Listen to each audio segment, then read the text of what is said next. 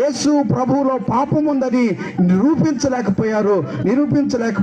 యేసు ప్రభువు పరిశుద్ధుడు. ఆయన అంటాడు, నేను పరిశుద్ధుని కనుక మీరును పరిశుద్ధులై ఉండుడి అని దేవుని మాట.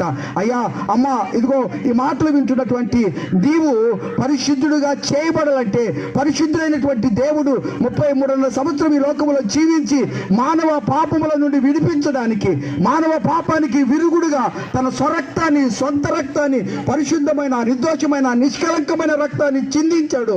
అవును ప్రియులారా, యేసయ్యా నేను పాపినయ్యా, నీవు పరిశుద్ధుడువు, నా కొరకు ఈ లోకానికి వచ్చావు, నీ రక్తం చేత నా పాపాన్ని కడుగు అంటే ఆయన ఎంతైనా నమ్మదగినటువంటి దేవుడు. నీ పాపాన్ని కడిగి నీ పాపము నుండి విడిపించి నిత్యము జీవించడానికి ఆయన సిద్ధపరుస్తాడు అనే సత్యాన్ని జ్ఞాపకం చేస్తున్నాను. యేసు ప్రభు చెప్తున్నటువంటి మాట, నేను మార్గమును సత్యమును జీవమును, నా ద్వారానే తప్ప ఎవడు కూడా స్వర్గానికి, ముక్తికి, పరలోకానికి, తండ్రి దగ్గరికి రాడు అని చెప్తున్నాడు.